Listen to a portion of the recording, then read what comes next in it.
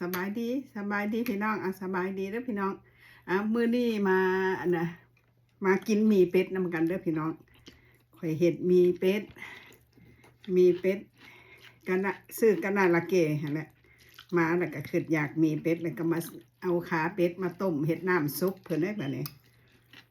ขาเป็ดมาต้มนี่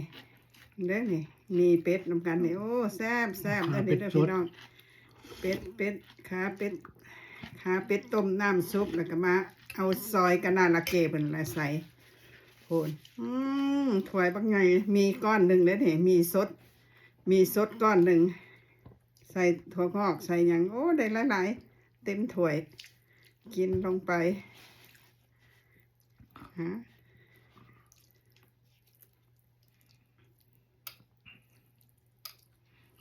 มาเด้อเซิร์ฟเด้อพี่น้อง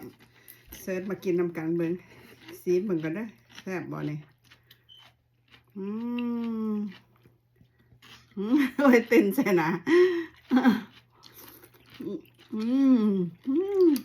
แซ่บขนาดแซ่บหอม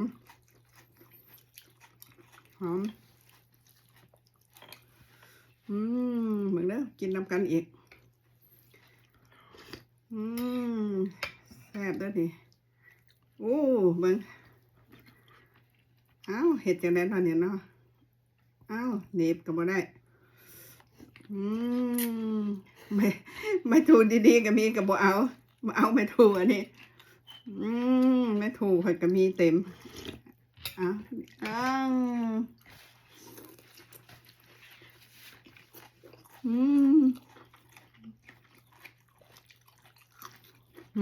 กัดมาเพชรให้เอง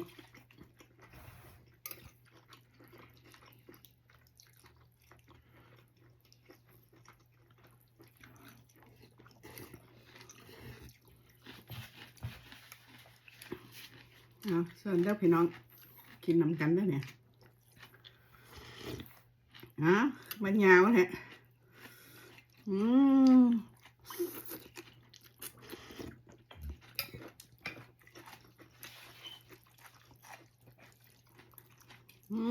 แซ่บ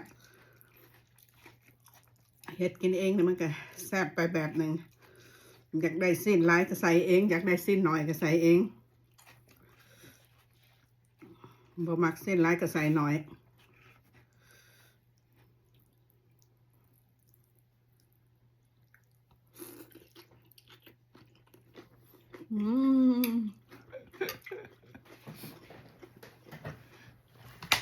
ครับนะน้อง